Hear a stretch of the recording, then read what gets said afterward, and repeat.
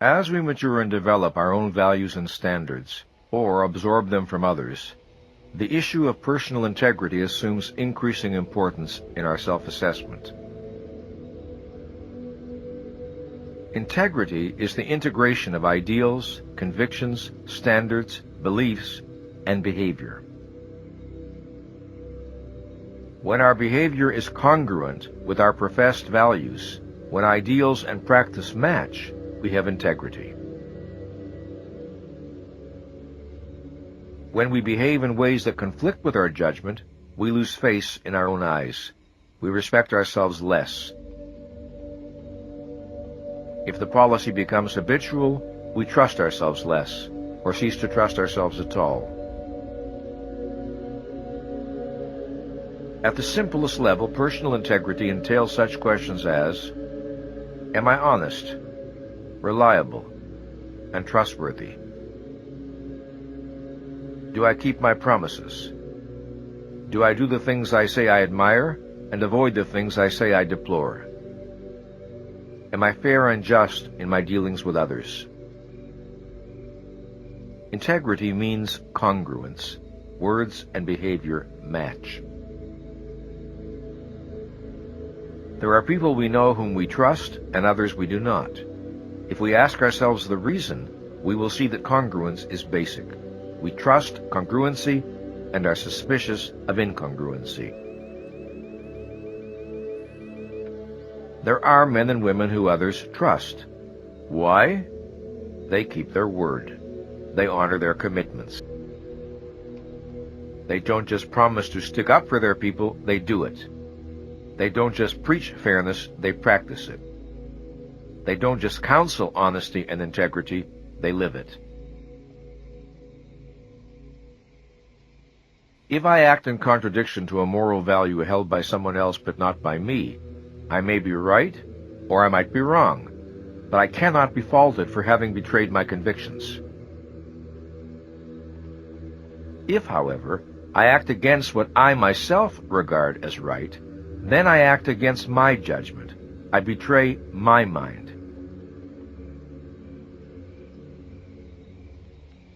Hypocrisy, by its very nature, is self-invalidating. It is mind rejecting itself. A default on integrity undermines me and contaminates my sense of self. It damages me as no external rebuke or rejection can damage me. One of the great self-deceptions is to tell myself, only I will know.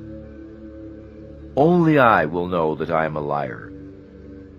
Only I will know I deal unethically with people who trust me. Only I will know I have no intention of honoring my promise. The implication is that my judgment is unimportant, and that only the judgment of others counts. When it comes to matters of self-esteem, mine is the only judgment that counts. My ego is the judge from whom there is no escape. I can avoid people who have learned the humiliating truth about me. I cannot avoid myself.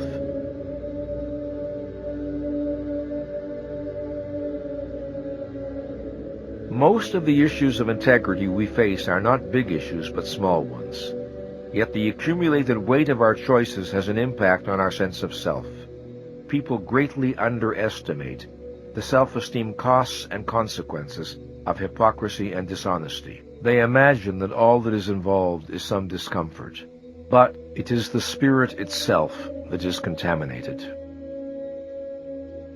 Guilt always carries the implication of choice and responsibility, whether or not we consciously are aware of it. For this reason, it is imperative that we be clear on what is and is not in our power, what is and is not a breach of integrity.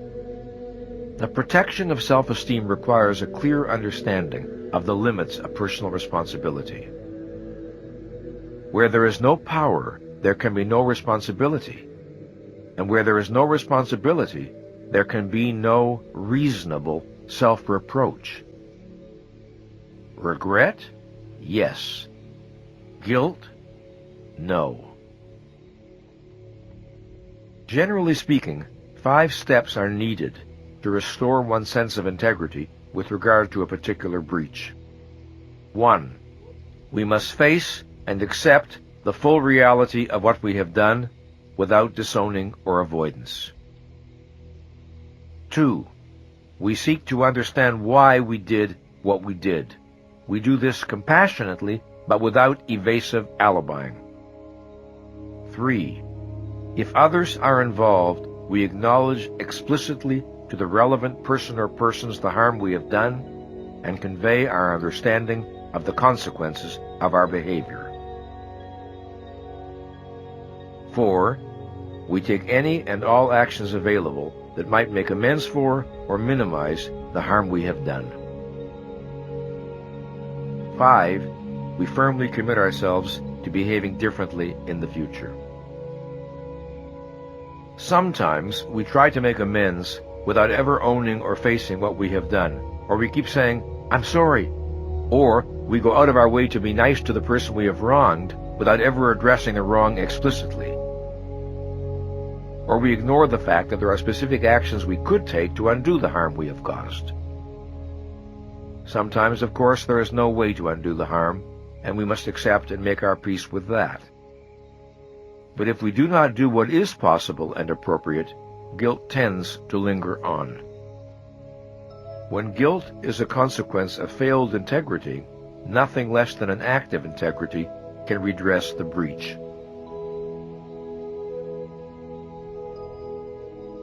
Once we see that living up to our standards appears to be leading us toward self-destruction, the time has come to question our standards rather than simply resigning ourselves to living without integrity. We must summon the courage to challenge some of our deepest assumptions concerning what we have been taught to regard as the good. One area in which integrity and living consciously clearly intersect is in the need to reflect on the values we have been taught, the shared assumptions of our family or culture, and the roles we may have been assigned. We need to question whether they fit our own perceptions and understanding, or whether they do violence to the deepest and best within us, to what is sometimes called our true nature. The higher the level of consciousness at which we operate, the more we live by explicit choice, and the more naturally does integrity follow as a consequence. Live consciously, take responsibility for your choices and actions, respect the rights of others, and follow your own bliss. A moral life requires serious reflection. In a world where we regard ourselves and are regarded by others as accountable for our actions, the practice of integrity is relatively easier than in a world where the principle of personal accountability is absent. A culture of accountability tends to support our moral aspirations. The challenge for people today, and it is not an easy one, is to maintain high personal standards while feeling that one is living in a moral sewer. The more I live with integrity, the more I enjoy good self-esteem. And if I enjoy good self-esteem, it feels natural to live with integrity. If I habitually operate at a high level of consciousness, unclarity and fog in my awareness will make me uncomfortable. If I have been consistent in my integrity, I will experience dishonesty on my part as disturbing, and will feel a thrust to resolve the dissonance and restore the inner sense of moral cleanliness. An analogy to physical exercise may be helpful. If we are in poor physical condition, exercise is typically difficult. As our condition improves, exercise becomes easier and more enjoyable. We begin where we are and build our strength from there. Raising self-esteem follows the same principle. I am enough does not mean I have nothing to learn and nowhere to grow to.